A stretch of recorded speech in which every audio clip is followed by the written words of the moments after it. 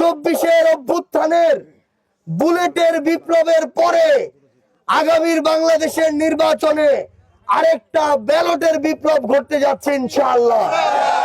আমাদের মনে রাখতে হবে এই লড়াইয়ে আমাদের যারা সামনের দিকে থাকবে তাদের যে কাউকে জীবন দিতে হতে পারে।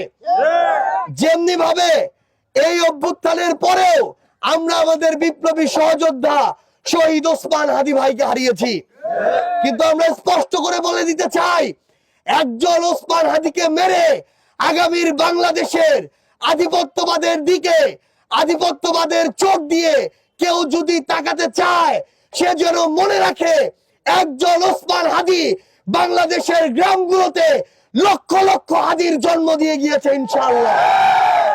আমরা স্পষ্ট করে একটা কথা বলতে চাই, আমরা জনগণের নেতা হইতে আসি নাই, আমরা জনগণের সেবক হইতে আসছি। আমাদের স্পষ্ট কথা, আমরা নিজেরা কোন ধরনের জনগণকে শোষণ করার মতো কোন কাজ নিজেরাও করব না, কাউকেও করতে দিব না। কেউ যদি করতে চায় তাদের সাথে আমরা আগামীর যুদ্ধ ঘোষণা করছি।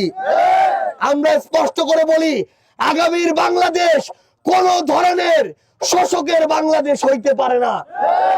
আমরা মজলুমের পক্ষে এবং ইনশাআল্লাহ এই বাংলাদেশে রক্তের বিনিময় হোক, জীবনের বিনিময় হোক, আমরা ইনসাফ প্রতিষ্ঠা করে ছাড়বো ইনশাআল্লাহ।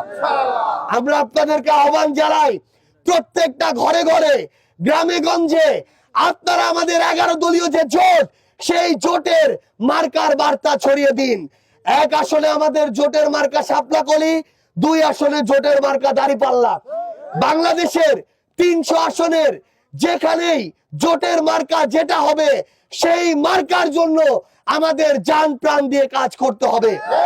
আমরা মনে করি মানুষ যখন দেখছে যে এই ন্যায়ের ইনসাফের পক্ষের দলগুলো এক হয়েছে, আগামীতে 11 দলীয় জোট আগামী নির্বাচনে সরকার গঠন করবে ইনশাআল্লাহ।